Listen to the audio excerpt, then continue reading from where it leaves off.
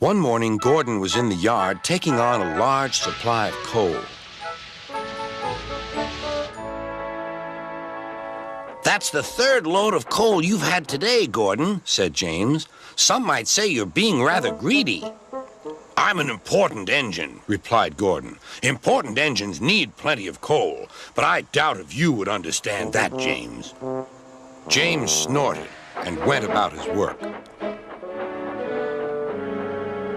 Later, Gordon was taking on water from a standpipe because the water tower was under repair. I wouldn't drink too much of that water if I were you, Gordon. It might give you boiler ache. Pah, said Gordon. What's this, educating Gordon Day? First James, now you, Duck. Big engines have big needs. Little engines are just annoying. Don't say I didn't warn you, laughed Duck. Later, Gordon steamed into the yard at the big station.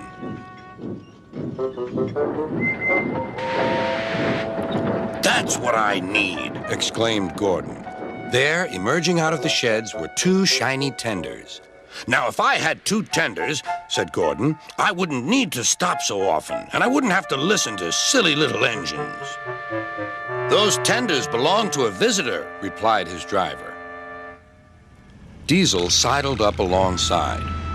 Everyone knows that tenders are a mark of distinction, but I'm afraid that no amount of tenders will save you in the end. We Diesels are taking over, and we don't need tenders to make us important, not even one. Gordon was most upset. He was feeling just the same next day. I'm not happy.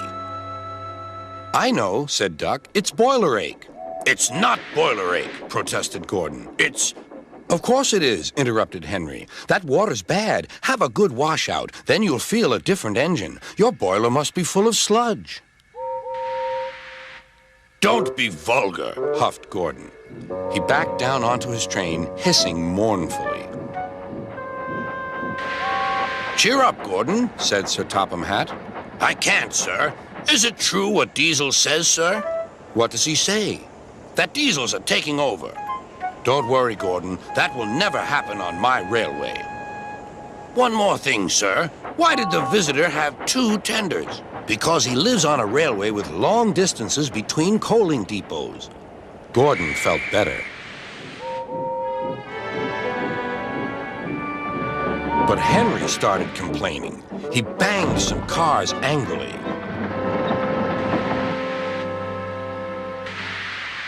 I always work hard enough for two, he puffed. I deserve another tender. Duck whispered something to Donald. He was going to play a trick on Henry. Henry, he asked, would you like my tenders? Yours? What have you got to do with tenders? All right, said Duck. The deal's off. Would you like them, Donald? I wouldn't deprive you of the honor, replied Donald.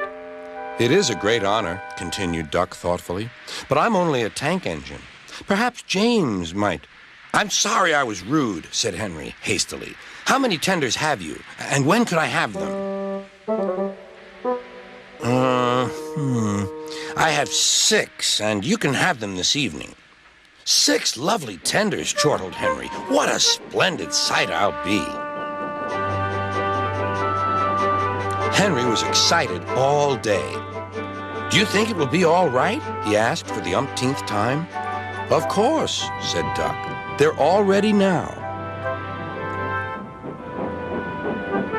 The other engines waited where they could each get a good view. But Henry wasn't a splendid sight at all. His 6 tenders were very old, dirty, and filled with boiler sludge. Had a good washout, Henry, called a voice. That's right. You'll feel a different engine now. Henry was not sure, but he thought the voice belonged to Gordon.